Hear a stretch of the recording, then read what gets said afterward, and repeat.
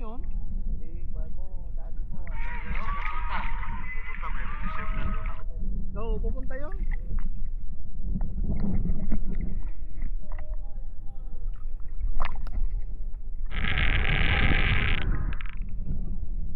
Kala mo walang araw pag kinabukasan sunog ka nito. Oo. Kaya yung ulo ko may cover eh. Ang hapde, magano. Hindi pa tayo naglagay ng ano na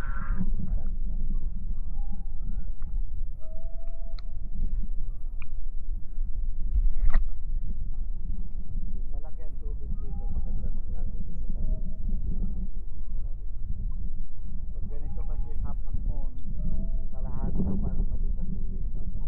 Pag complete ang dilim, or di kaya full moon, yun malaki.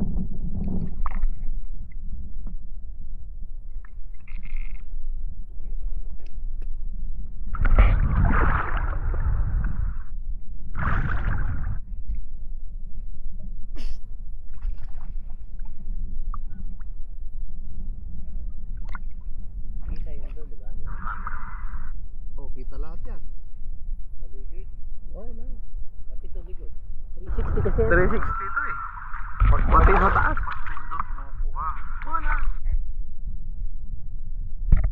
Paano mo nalalaman na running naka-green? Ano, yan may umiilaw.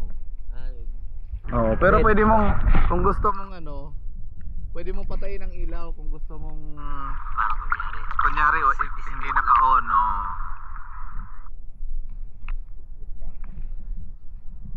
Tapos hawak mo lang siya, ganon.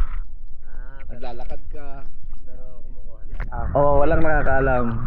Walang Malaysia, pero kuha lahat yun.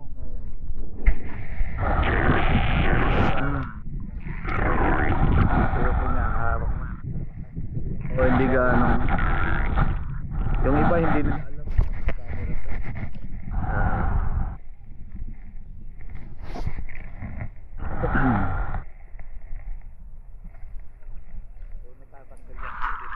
Natatanggal ba? Ano to, aluminum pero hindi kinakalawang. Okay, tama na yan. So yun nga lang naman.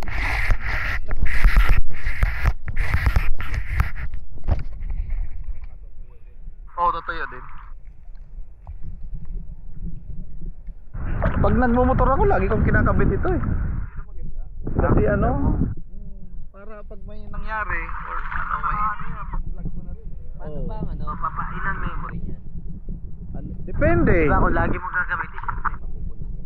Oo, dinidelete ko naman pag walang gaanong ano.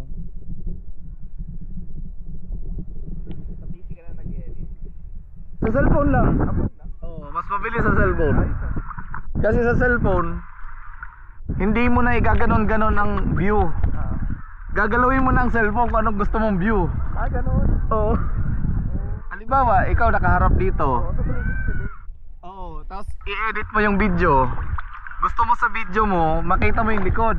Igaganon mo lang ang phone mo. Yun. Makikita mo yung likod ng kinuha na. Pag sa ano kasi, sa PC, ikot-ikot mo, gaganong-ganon mo pa.